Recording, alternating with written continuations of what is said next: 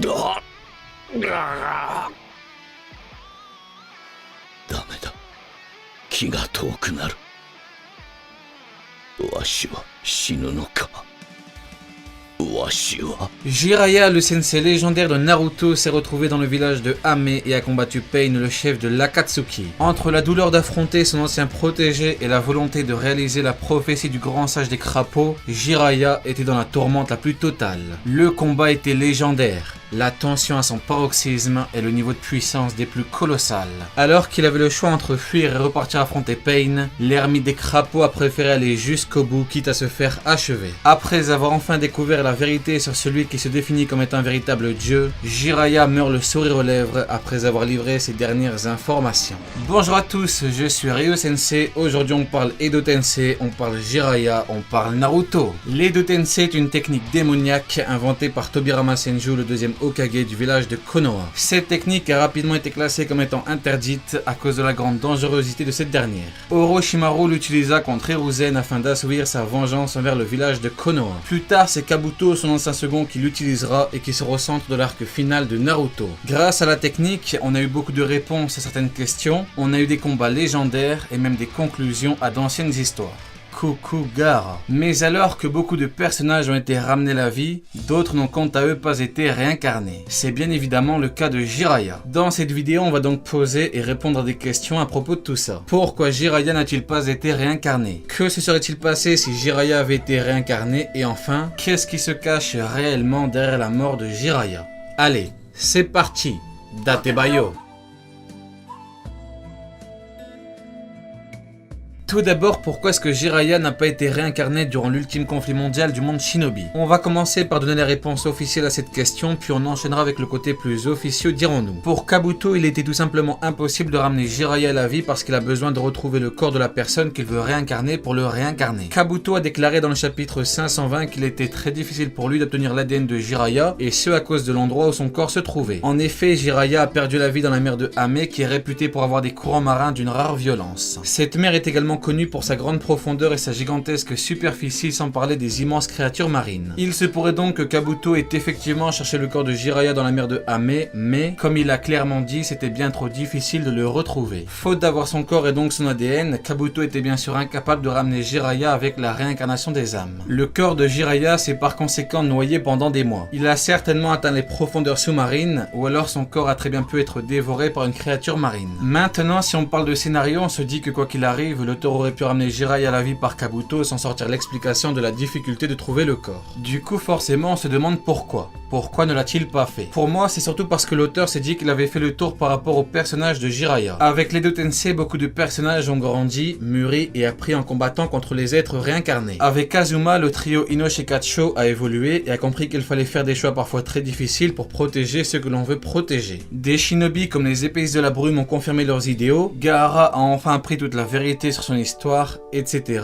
etc. Je pense que Masashi Kishimoto s'est dit qu'il valait mieux ne pas ramener Jiraiya à la vie parce qu'il considérait que ce n'était pas nécessaire au bon développement de certains personnages et au bon déroulement du scénario. C'est pour moi ce qu'il a dû penser en se posant la question vis-à-vis de sa réincarnation. Bien, maintenant qu'on a terminé avec ça, on passe à une problématique tout autre. Que se serait-il passé si Jiraiya avait été réincarné? Déjà, ce qu'il faut se dire, c'est que Jiraiya est un ninja d'une puissance assez colossale. Je n'irai pas jusqu'à dire qu'il était trop fort pour être réincarné, mais il faut tout de même souligner le problème de sa puissance. En effet, Jiraiya est une légende du monde Shinobi qui est le niveau Hokage, qui ont toujours été les Kage les plus puissants jusqu'au 5e du nom. Maintenant, il faut imaginer Jiraiya contre l'alliance Shinobi. Les personnes qui pouvaient le battre n'étaient pas non plus très nombreux. Pour nommer les personnages plus puissants, il y avait le Raikage, Killer Bee, Onoki et Naruto. Le Raikage avait perdu un bras et ne devait pas intervenir sur les champs de bataille. Killer Bee, quant à lui, était avec Naruto et il devait s'occuper des Jinchuriki avec Obito. Il ne reste donc que Onoki et il devait s'occuper de son maître Mu. Maintenant, pour les personnages moins puissants mais qui peuvent éventuellement le battre, on a Gaara, Mei et Tsunade. Gaara est occupé sur le front contre les 4 Kage ramenés à la vie, du coup ce n'est pas trop possible. Mei doit s'occuper de la protection des daimyo, par conséquent il ne reste que Tsunade. Ici on a donc quelque chose de très intéressant parce qu'on a une dimension très émotionnelle qui est mise en place. En effet, Tsunade était à Jiraiya ce qu'était Rin à Obito. Tsunade avait un profond respect pour Jiraiya, Jiraiya aimait Tsunade. Par contre ici c'est encore plus intense parce qu'ils se connaissent depuis des dizaines d'années, parce qu'ils ont longtemps combattu ensemble, parce qu'ils ont vécu beaucoup de choses ensemble, et parce que Tsunade Tsunade avait finalement sous-entendu aimer Jiraiya. Si on se rappelle bien, après que Jiraiya soit parti au village de Ame, Tsunade avait montré sa tristesse de le voir partir. Elle avait montré son inquiétude et surtout, elle avait sous-entendu l'aimer comme dit plus tôt. C'est très subtil mais c'est clairement ce que l'on comprend. Il y a les regards et les mots. Par exemple, quand Jiraiya dit qu'un homme devient plus fort quand une femme le rejette et que Tsunade dit 13 chapitres plus tard que ça ne servira plus à rien de jouer au dur avec elle, je pense que c'est clair. On a donc tout ça et maintenant on repense à la tristesse de Tsunade quand elle a appris la mort de Jiraiya. Tout ceci nous amène donc finalement à Jiraiya réincarné qui s'avance vers le front, mais du fait de son immense chakra, il se fait rapidement repérer par le quartier général. Ils comprennent très vite que ce n'est nul autre que l'ermite des crapauds et membre des 3 Sannin légendaires du village de Konoha Jiraiya, ce qui fait l'effet d'un immense roi dans la salle. Dans l'alliance, ils ne sont pas nombreux à pouvoir le stopper et malheureusement tout le monde combat déjà. Le Raikage est le chef suprême, il ne peut donc pas quitter son poste. Tsunade quant à elle sait qu'il faut qu'elle parte parce que Tsunade sait qu'elle doit partir. Tsunade arrive donc devant Jiraiya et les deux ninjas légendaires se font face. La tristesse se mélange à l'effroi. Elle ne pensait pas se retrouver un jour dans une telle situation. Lui non plus. Kabuto lance le début des hostilités. Il n'y a pas de place pour les trop longs discours. Le combat commence.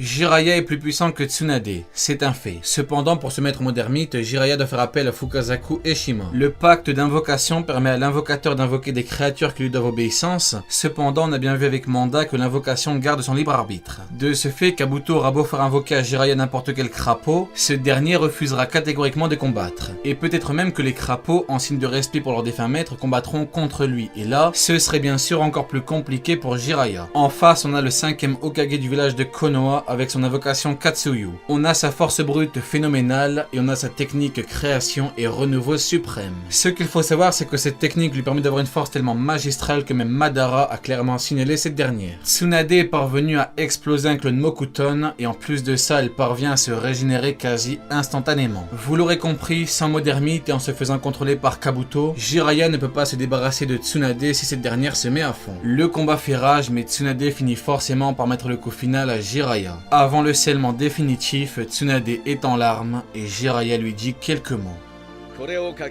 Ne pleure pas, Tsunade, sèche tes larmes. Tu dois être forte. Le monde a besoin de toi. Pour ma part, je continuerai à veiller sur toi dans l'au-delà. Au revoir, ma chère Tsunade.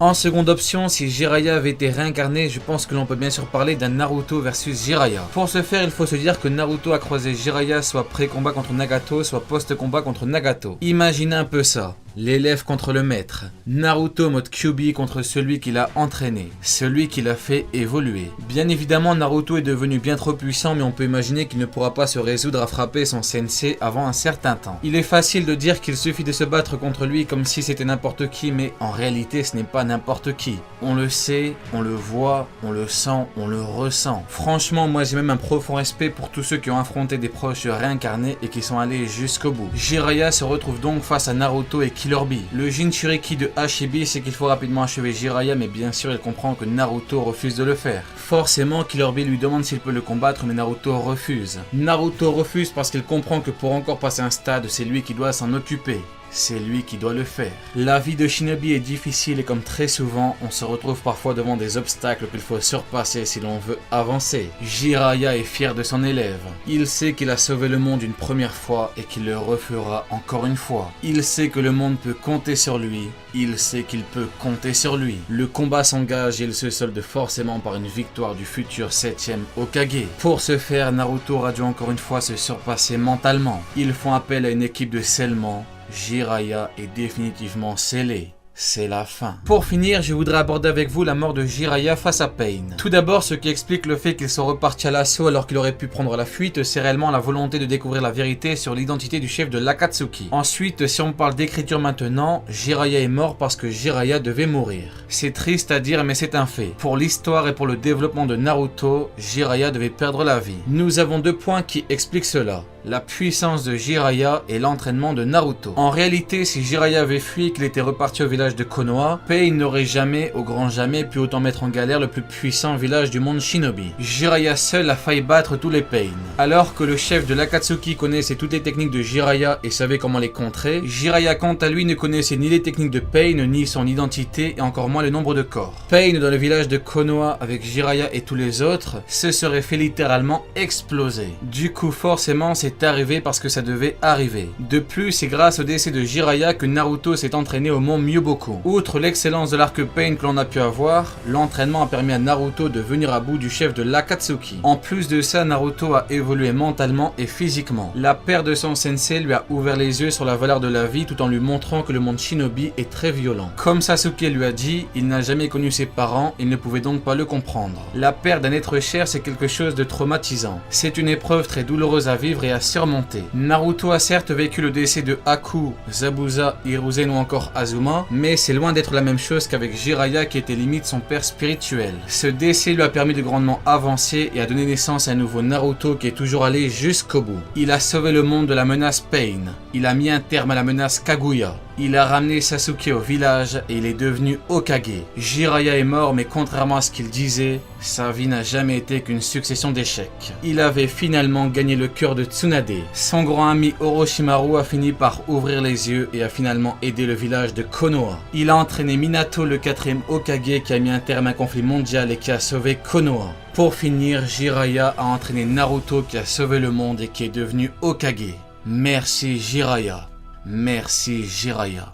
Allez, Diane, tu n'auras pas vu ma vidéo pour rien.